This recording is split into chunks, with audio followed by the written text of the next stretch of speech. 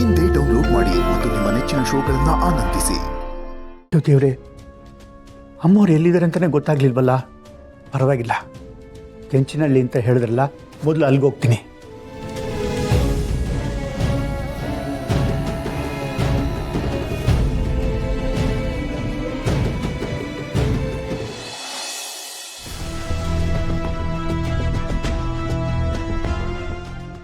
ಅಪ್ಪ, ಇಷ್ಟು ಅರ್ಜೆಂಟಲ್ಲಿ ಎಲ್ಲಿಗೆ ಹೋಗ್ತಾ ಇದೆಯಾ? ಅದು ಅದು ನಿನ್ನೆ ಕೇಳ್ತಾ ಇರೋದು ಎಲ್ಲಿಗೆ ಹೋಗ್ತಿದ್ಯಪ್ಪ ಇಷ್ಟು ಅರ್ಜೆಂಟಾಗಿ? ಏನಿಲ್ಲಪ್ಪ, ಅದು ನನ್ನ ಸ್ನೇಹಿತ ಒಬ್ಬ ಜಾತಕ ನೋಡು ಅಂತ ಹೇಳಿದ್ದ. ನೋಡಿದೆ, ಈಗ ಅವನಿಗೆ ವಾಪಸ್ ಕೊಡೋಕೆ ಹೋಗ್ತಾ ಇದ್ದೀನಿ. ಹೊತ್ತಾಯ್ತಪ್ಪ, ಬರ್ಲಾ? ಜಾತಕ ಕೊಡೋಕೆ ಇಷ್ಟು ಅರ್ಜೆಂಟಾಗಿ ಹೋಗ್ತಾರಾ?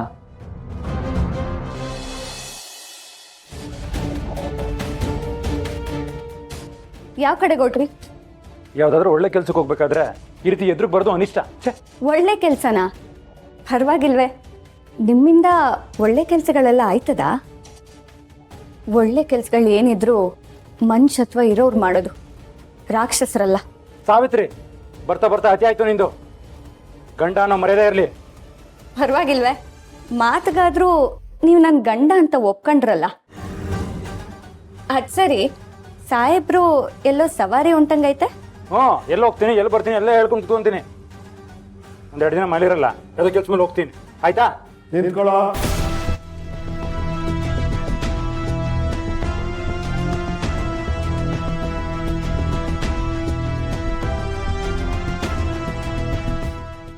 ಇವಳು ಗರ್ಭಿಣಿ ಹೆಂಗಸು. ಇವಳು ನೋಡ್ಕೊಳ್ಳೋದು ಬಿಟ್ಟು ಏನು ಕೆಲಸ ನಿನಗೆ? ಎಲ್ಲ ಅಪಾಯಿಂಟ್ಮೆಂಟ್ಗಳನ್ನ ಕ್ಯಾನ್ಸಲ್ ಮಾಡಿ ಇವಳು ನೋಡ್ಕೊಂಡು ಮನೇಲೇ ಇರು. ಮಾವ, ನಾನು 7 ಕೆಲಸಕ್ಕೆ ಹೋಗ್ತಿರೋದು. ಇವಳು ಕೆಲಸ? ಓ ಮಾವ, ಅದು ಸ್ಕ್ಯಾನಿಂಗ್ ಮಾಡಿಸಿದ್ವಲ್ಲ, ಆ ರಿಪೋರ್ಟ್ ಮನೆಗೆ ಕಳಿಸ್ತೀನಿ ಅಂತ ಹೇಳಿದ್ರು. ಆದರೆ ನನಗೆ ಮನಸ್ಸಾಗಲಿಲ್ಲ.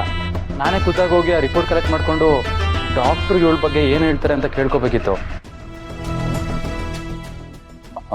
ಮಗು ಹುಟ್ಟೋ ಸಮಯದಲ್ಲಿ ಈ ಕ್ಷಣಗಳನ್ನೆಲ್ಲ ಅನುಭವಿಸ್ಬೇಕಲ್ವಾ, ಅದಕ್ಕೇನೆ ಆ ಕೆಲಸದ ಮೇಲೆ ಹೋಗ್ತಿದ್ದೆ ಮಾವ. ಓಹೋ, ಇಂಥ ಸೂಕ್ಷ್ಮವಾದ ವಿಷಯಗಳೆಲ್ಲ ಯಾವಾಗ ಅರ್ಥ ಆಗಕ್ಕೆ ಶುರು ಆಯಿತು ನಿನಗೆ? ಅಪರೂಪಕ್ಕೆ ಒಳ್ಳೆ ವಿಷಯ ಹೇಳ್ತಾ ಇದೆಯಾ. ಬೇಗ ಹೋಗಿ ಬಂದು ಸಾವಿತ್ರಿ ಜೊತೆನೇ ಇದ್ದು ಅವಳನ್ನ ನೋಡ್ಕೋಬೇಕು. ಅರ್ಥ ಆಯ್ತಾ? ಹಾಂ ಮಾವ, ಬೇಗ ಬರ್ತೇನೆ.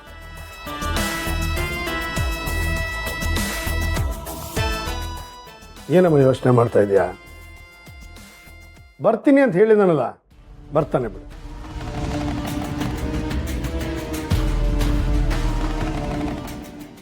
ನನ್ನ ಹತ್ರ ಬರೋದಿನ್ನೂ 2-3 ದಿನ ಆಯ್ತದೆ ಅಂತ ಹೇಳಿದ್ರು. ಆದರೆ ಯಜಮಾನ್ರ ತವ ನಾನು ಬೇಗ ಬರ್ತೀನಿ ಅಂತ ಹೇಳ್ತವ್ರೆ. ಯಾಕೆ ಈಟೊಂದು ಸುಳ್ಳು ಹೇಳ್ತವ್ರೆ? ಏನು ಕೆಲಸ ಇರ್ಬೋದು? ಎಲ್ಲಿಗೆ ಹೋಗಿರ್ಬೋದು?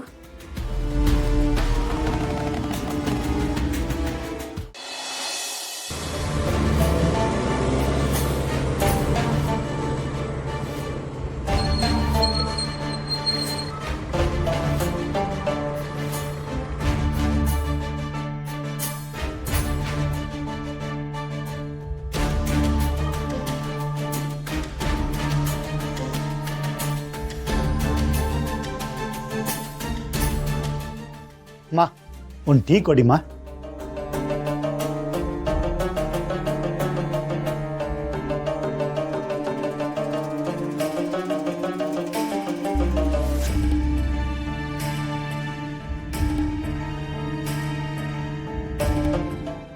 ಈ ಊರಲ್ಲಿ ನಂದಿನಮ್ಮವ್ರು ಎಲ್ಲಿದ್ದಾರೆ ಅಂತ ಹೇಗೆ ಹುಡ್ಕೋದು? ಯಾರನ್ನಾರು ಕೇಳಿದ್ರೆ ಅದು ತಪ್ಪಾಗುತ್ತೆ. ಏನು ಮಾಡಲಿ? ಅವ್ರ ಫೋನ್ ಬೇರೆ ಕನೆಕ್ಟ್ ಆಗ್ತಾ ಇಲ್ಲ.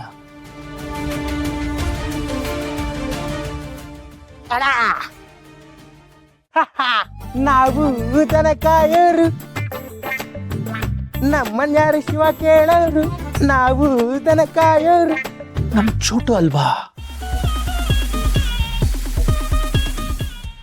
ನಾವು ದನಕಾಯೋರು, ನಮ್ಮನ್ಯಾರು ಶಿವ ಕೇಳೋರು.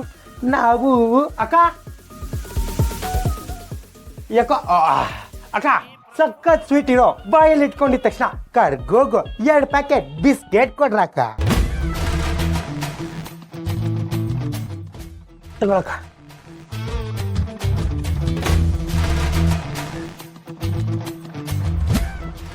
ಆಹಾ, ನಾವು ದನ ಕಾಯೋರು, ನಮ್ಮನ್ಯಾರು ಶಿವ ಕೇಳೋರು, ನಾವು ದನ-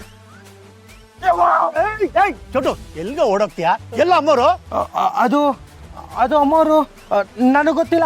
ನಿಮ್ಮನೇಲೆ ಇದ್ರು ತಾನೆ. ಎಲ್ಲ ನನ್ನ ಮಗನೇ, ನಿನ್ನ ಕೈಯಲ್ಲಿ ಬಿಸ್ಕೆಟ್ ನೋಡಿದ್ರೆ ಗೊತ್ತಾಗಲ್ವಾ? ನೀನು ಇದನ್ನ ಅಮ್ಮವ್ರಿಗೋಸ್ಕರ ತಾನೇ ತಗೊಂಡೋಗ್ತಿದ್ಯಾ? ಸುಮ್ಮನೆ ಹೇಳಿದ್ರೆ ಸರಿ.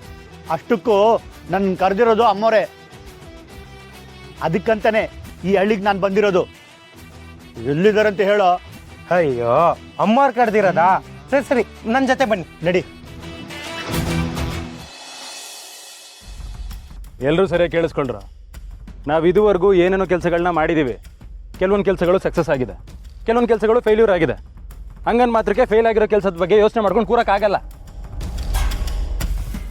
ನೋಡಿ, ನಮ್ಮ ಟ್ಯಾಲೆಂಟ್ ಏನು, ನಮ್ಮ ಕೆಪಾಸಿಟಿ ಏನು ಅಂತ ಪ್ರೂವ್ ಮಾಡ್ಕೊಳ್ಳೋಕ್ಕೆ ಸಿಕ್ಕಿರೋದು ಒಂದೇ ಒಂದು ಅವಕಾಶ. ಆ ಅವಕಾಶನ ಉಪಯೋಗಿಸ್ಕೊಂಡು ನಂಬಿಕೆನ ಗಳಿಸ್ಕೋಬೇಕು. ಹಾಗೆ ಆಗಲಿ ಬಾಸ್. ನೀವೇನು ಮಾಡಬೇಕು ಅಂತ ಹೇಳಿ ವಿಜಯ್ ಮೇಡಮ್ ನಂಬಿಕೆ ಗಳಿಸ್ಕೊಂಡ್ರೆ ನಾವು ಜೀವನದಲ್ಲಿ ಸೆಟ್ಲ್ ಆದಂಗೆ. Very good. ನೋಡಿ, ನೀವೆಲ್ಲ ಸೆಟ್ಲ್ ಆಗ್ತೀರ. ಅದಕ್ಕಿಂತ ಮುಂಚೆ ನಂದಿನಿ ಎಲ್ಲಿದ್ದಾಳೆ ಅಂತ ಹುಡುಕ್ಬೇಕು. ಅವಳು ಏನಾದರೂ ಸಿಕ್ಕಿದ್ರೆ ಇಡೀ ಸಾಮ್ರಾಜ್ಯನೇ ಸಿಕ್ಕಿದಾಗೆ. ಅವಳನ್ನೇನಾದರೂ ನೀವು ಹುಡುಕೊಟ್ರೆ ನಾಳೆ ನಾನು ಕಟ್ಟೋ ಸಾಮ್ರಾಜ್ಯದಲ್ಲಿ ನೀವೆಲ್ಲರೂ ಸೇನಾಧಿಪತಿಗಳಾಗಿರ್ತೀರ.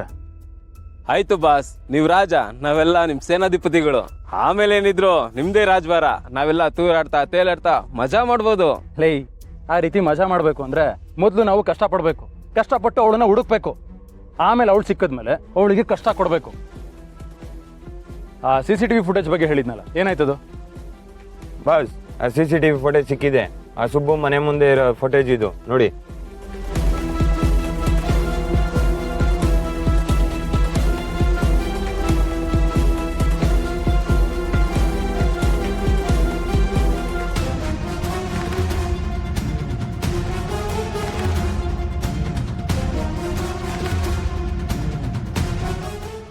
Very good.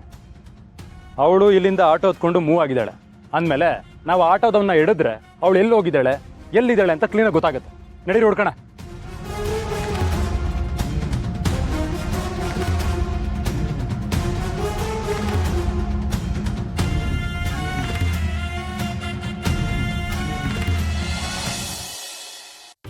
ಅಯ್ಯೋ, ಇದೇನೇ ಇದು? ಅಮ್ಮವ್ರನ್ನ ಇಷ್ಟು ದೂರ ಕರ್ಕೊಂಬಂದಿದ್ಯೇನೋ? ನೀವೇ ಅಲ್ವಾ ಹೇಳಿದ್ದು ಅಮ್ಮವ್ರಿಗೆ ಫುಲ್ ಸೆಕ್ಯೂರಿಟಿ ಇರಬೇಕು ಅಂತ? ಅಮ್ಮವ್ರಿರೋ ಜಾಗ ಯಾರಿಗೂ ಗೊತ್ತಾಗಬಾರ್ದು ಅಂತ. ಅದಕ್ಕೆ ಊರಿಂದ ಆಚೆ ಮನೆ ಮಾಡಿದ್ದೀನಿ. ಒಳ್ಳೇದಾಯ್ತು ಬಿಡು. ಅಂತೂ ನಾನು ಹೇಳಿದ ಮಾತು ನಿನ್ನ ತಲೆಗೆ ಹೋಗಿದೆ ಅಂತ ಆಯ್ತು. ಅಮ್ಮವ್ರನ್ನ ಕಾಯೋಕೆ ಅಂತ ನಾವು ನಿಂತಿರುವಾಗ ಇಂಥ ಮಾತುಗಳೆಲ್ಲ ಚೆನ್ನಾಗಿ ಅರ್ಥ ಆಗುತ್ತೆ. ಶ್ರಾವಣಿ ಸುಬ್ರಹ್ಮಣ್ಯ